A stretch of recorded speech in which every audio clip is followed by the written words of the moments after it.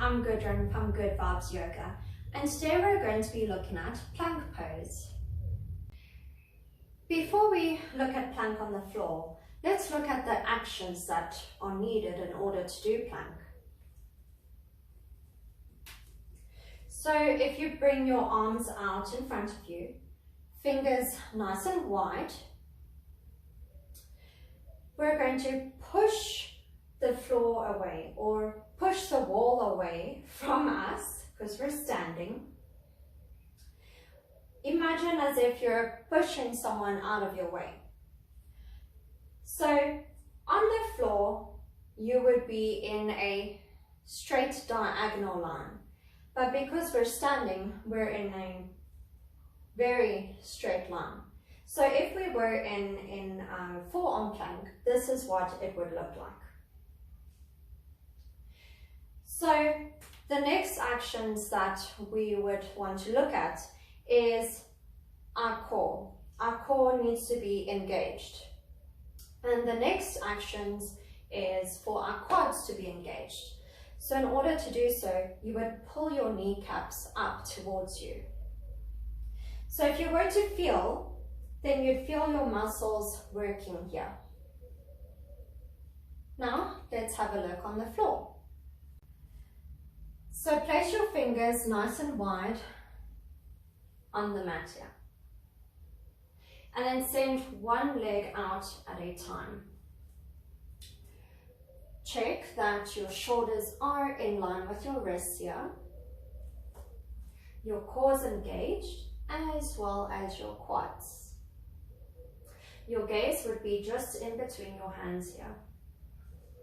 Your shoulders would be nice and broad, and you're pushing the floor away from you.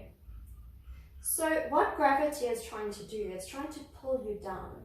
So by engaging your core and your quads, it helps to stay in this straight diagonal line. So if you find it too strenuous on your shoulders, you can always bring in some height by using yoga blocks or maybe a chair. You can also use your wall.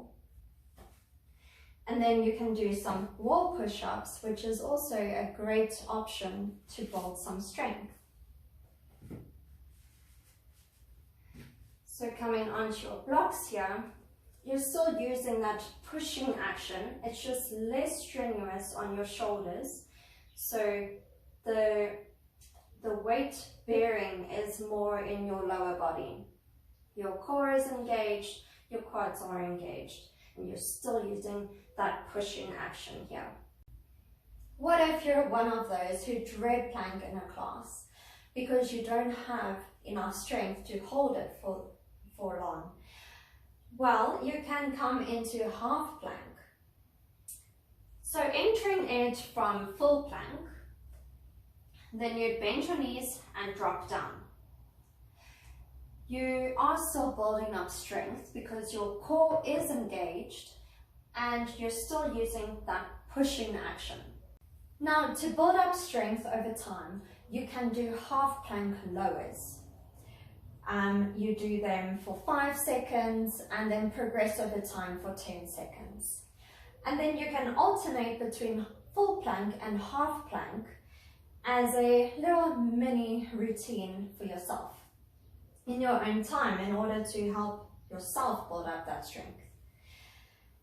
So coming into your half plank here, you would then move forward, so shift forward and then lower down in 5 seconds.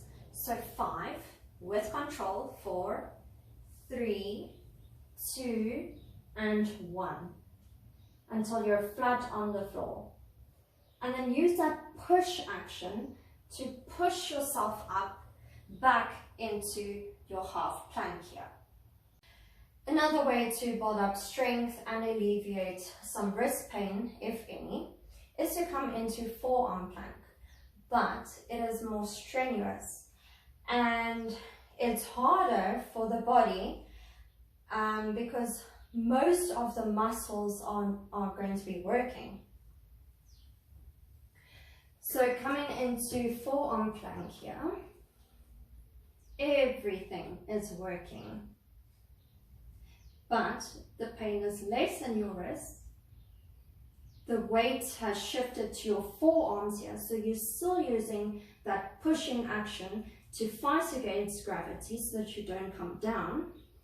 Your core is engaged, your quads are engaged, and your gaze is in between your hands here.